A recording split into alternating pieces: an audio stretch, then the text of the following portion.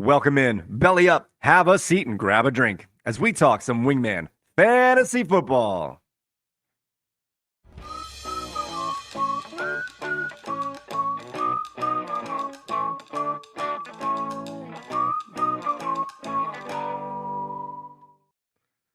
Welcome into another edition of Wingman Fantasy Football, the League Podcast. I'm your host, Michael Furley, and as always, I'd like to thank all of you, or any of you who may be watching or listening to today's show. This is episode 65, Week 9 Rewind. But before we get any further along, let's make sure that everybody is in the room. Wingmen assemble! All right, now that everyone is here, let's go back and rewind Week 9. Let's go back!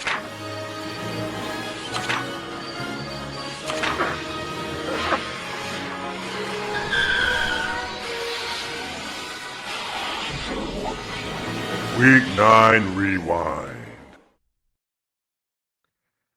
All right, let's check in on our last week's games, and we're going to start off with Michael's Amazing Spidey up against Jimerson's Red Sox Nation.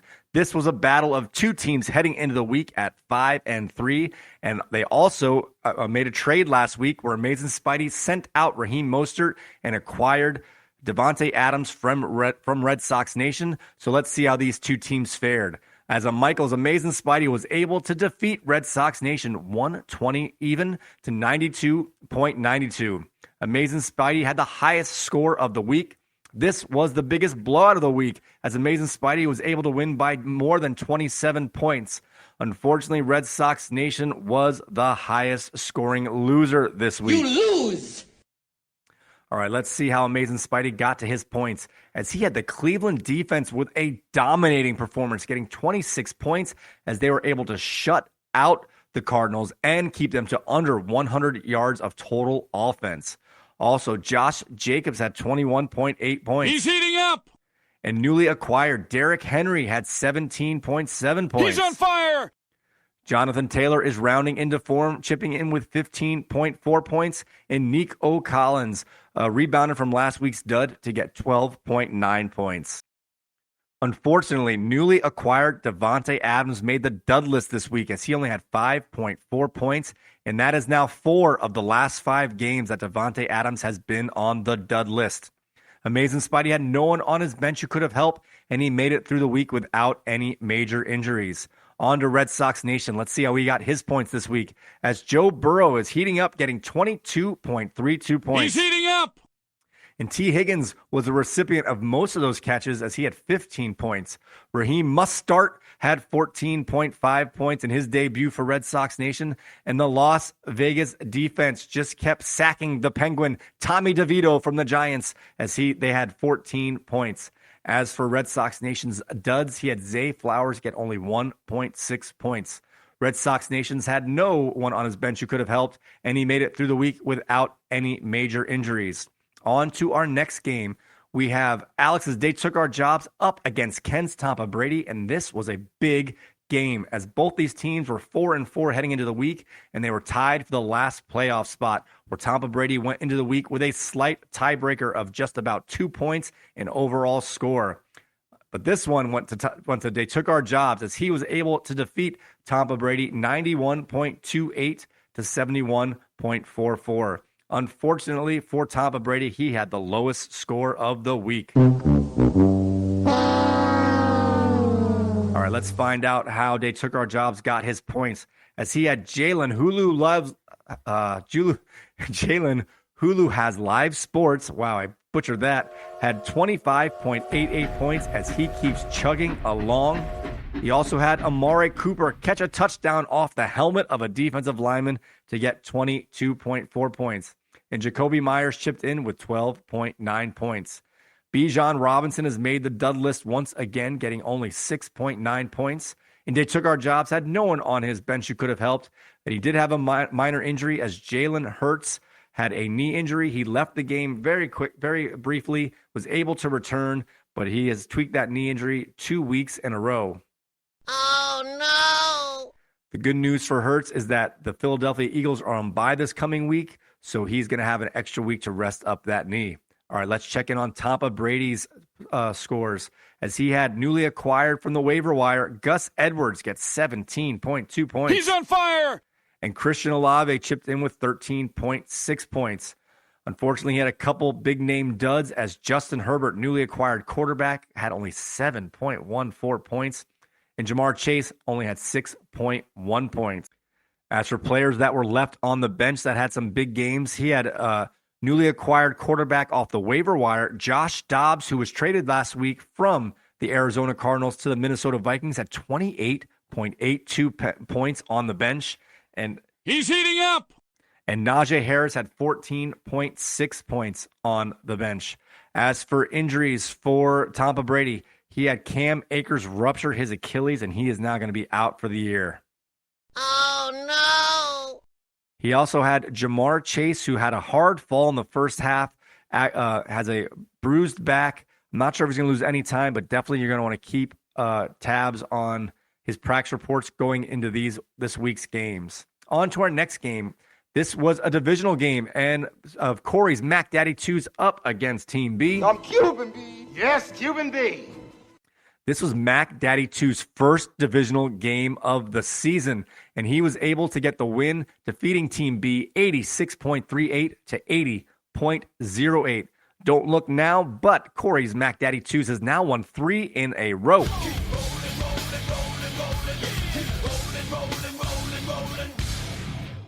All right, this was the closest game of the week at just over 6 points. And unfortunately, Team B has now lost 5 games in a row. You're as cold as ice. All right, let's see how the scores went down, as Mac Daddy 2's had a monster score from CeeDee Lamb, who had 24.6 points. He's on fire! And the Indianapolis defense had 2 interceptions returned for a touchdown, and they contributed with 19 points. As for Mac Daddy 2's duds, you're going to see a theme here, as every Seahawk that played this week made the dud list, including Geno Smith, who had only 6.88 points. Tyler Lockett had 4.7 points, and he had a team goose in the kicker position, as Mac Daddy 2's decided to leave in a bye-week kicker to get 0 points from that position. As for bench players who had strong games, Ramondre Stevenson had 20.9 points on the bench, and Mac Daddy 2's made it through the week without any major injuries. All right, let's check in on Team B, as no matter who he played, he was not going to win this week, but he did have a strong player from Young Shui Koo, who had 19 points. He's on fire! And A.J. Brown keeps chugging along, getting 16.1 points. As for players in the dud list for Team B this week, he had the Banana Man, Will Levis, score only 10.98 points, and Jalen Waddle only had 6.9 points, while Kenneth Walker, oh my gosh, what's up, Danger, had only 2.2 points, another Seahawk to make the dud list. All right, as for bench players, he had no one on his bench who could have helped, and as for his injuries, he had Jalen Waddle, who exited the game early with a knee injury, was able to come back and return, but he's been getting injured early in these games, and we'll see how he goes. He's on a bye this coming week, so he shouldn't miss any time. On to our next game. We have Reggie's Lions up against Katie's King George, our division leader, and this was a major upset. Average Joe's wins in a shocking upset. I feel shocked. Lionized was able to defeat King George 111.96 to 86.28. After starting off the season 0-5, Lionized has now won 4 in a row.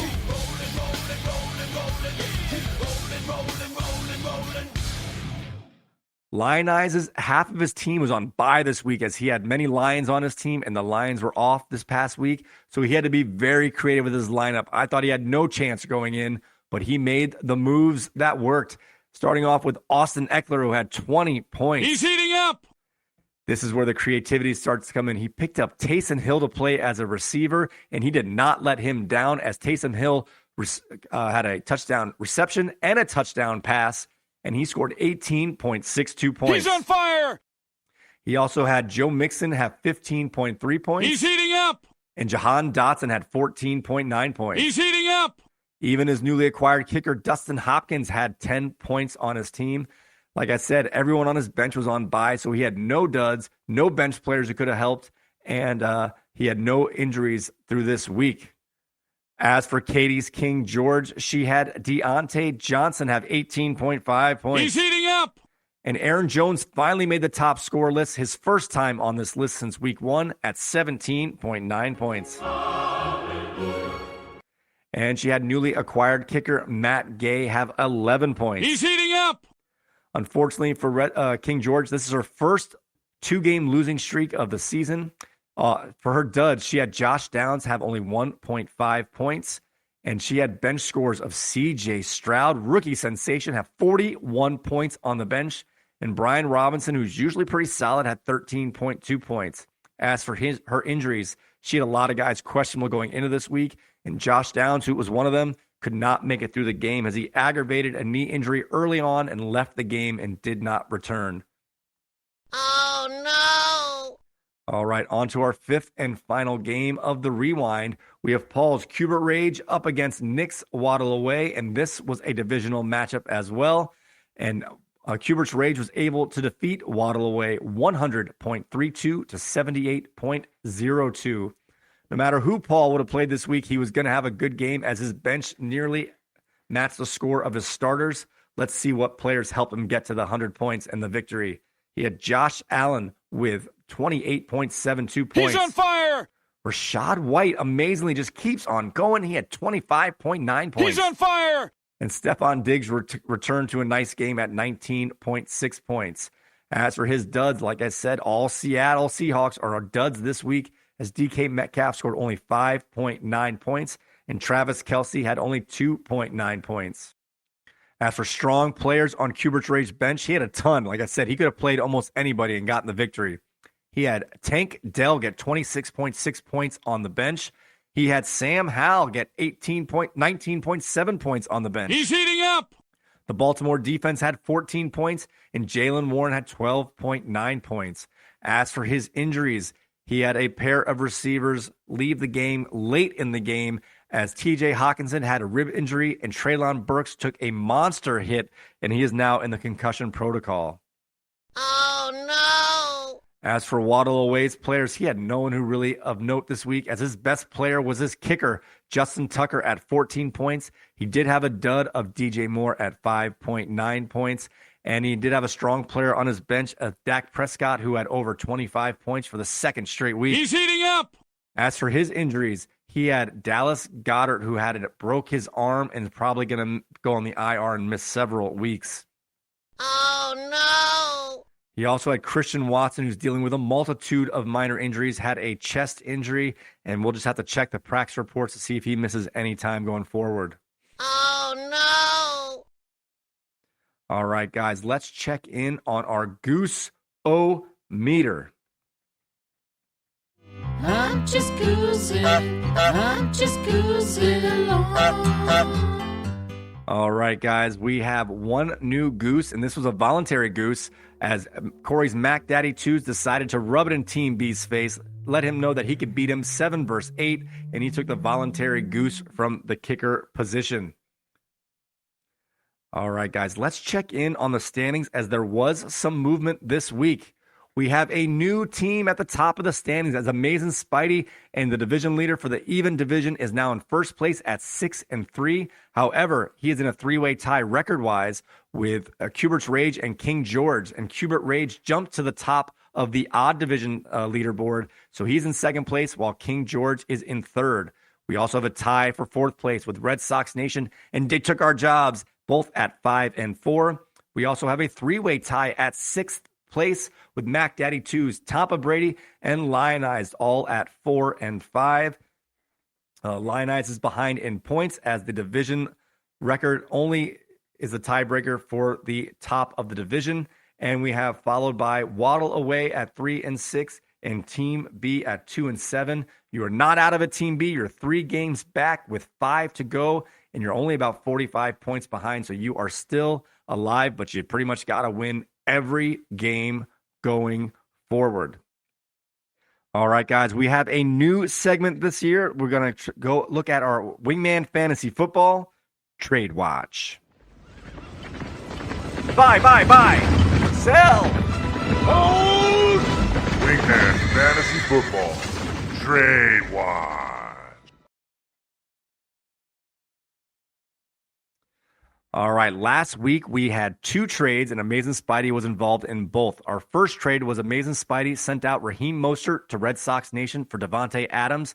And if you take this trade by itself, you had Devontae Adams scoring 5.4 points and Raheem Mostert scoring 14.5 points. So that is a differential of plus 9.1 points in favor of Red Sox Nation if you look at this trade all by itself. On our other trade, Amazing Spidey, who acquired Derrick Henry and Tajay Spears from Tampa Brady in exchange for Justin Herbert and Dameon Pierce. The players that were in the starting lineups, they each put one of these players in their starting lineup, and Amazing Spidey had 17.7 points, while Tampa Brady had 7.14 points, giving Amazing Spidey a plus in this one at just over 10.5 points. Now, the way I look at it, and from my perspective, is I did this as a group trade. I was not going to trade the Derrick Henry one unless I knew I could get a receiver. I didn't need any more running backs, but I was able to upgrade a running back and upgrade receiver in exchange for a quarterback who in this instance had a dud in his first week out. So let's check in. We're going to play a little game here. What if? What if we did or did not make these trades? And let's see if it would have changed any of our outcomes. We're going to start here with Amazing Spidey's what if. His new players that he picked up and played was Derrick Henry and Devontae Adams, and together they combined for 23.1 points. If he did not make either of these 2 trades, he would have kept in his lineup Raheem Mostert and Puka Nacua, and those guys together would have scored 19.2 points. So with the trades, Amazing Spidey gained 3.9 points. His outcome was the same. He would have won either way, as he won by well more than the 3.9 points. But we're just showing you here that he did improve his points. He kept the same outcome. So let's now check in on Red Sox Nation, who acquired Raheem Mostert in his lineup and instead of Devontae Adams, and that was a 9.1 positive differential with his new lineup for Red Sox Nation.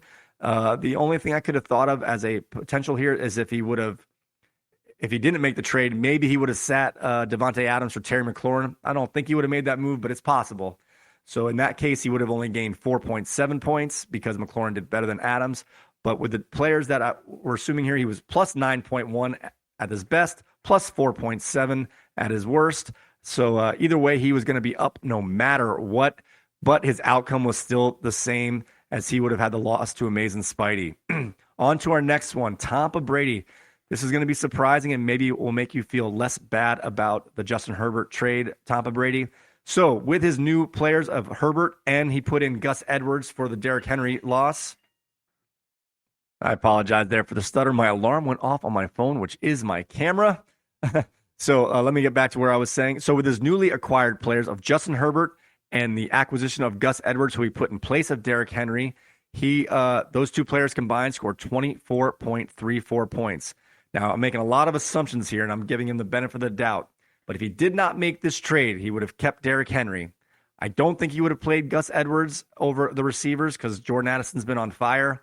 But he would have still needed to pick up a quarterback. So I even gave him the best scoring free agent quarterback from last week, which was Tyson Bagent. So if he would have not made the trade, picked up the best streamer possible, so Tyson Bagent and Derrick Henry would have had 41.5 points. So with his move, he lost 17.16 points, which stinks, but he lost by more than 19 points. So even with the bad move this week anyway, his win-loss record would have been the same. Of course, points are very important. I'm not saying that. But and the odds of him picking up Tyson Bagent were slim to none. So even with that, he would have picked up even less points. So 95% chance he would have lost no matter what. I hope that's that solace for you, even though it stings right now to have a dud in your quarterback position. So I just want to let you know what if game, if you didn't make the trade, what your outcome may have been. All right, guys, I do want to apologize for some of the stutters and pauses here. I've been coughing up a storm. I had my alarm go off. But anyway, with that being said, don't forget, you can find us on Spotify, Apple Podcasts, TuneIn Radio, and now we are on Google Podcasts. Just search Wingman the League on any of those platforms to get our audio-only version of this podcast. Also, feel free to check us out at wingmanentertainment.net/WFF or /game day or /podcast. And don't forget, we are now on YouTube. Go ahead and search youtube.com/@wingmanfantasyfootball. Feel free to subscribe there, guys. It's a little hard to search for this show, but once you find us, here's the web address. Once you find us, go ahead and subscribe, and you'll get all of our content as it's uploaded onto all those platforms. Don't forget, if you leave a comment on any wingmanentertainment.net page, YouTube, any of the podcast page, and or Yahoo Fantasy Football, I will treat those comments as mailbags, and we will get those right into our next mailbag episode. All right, guys, with that being said, thank you so much for watching and or listening to Wingman Fantasy Football, the league podcast. May your glasses be full, your mugs stay frosty, and we will see you next time.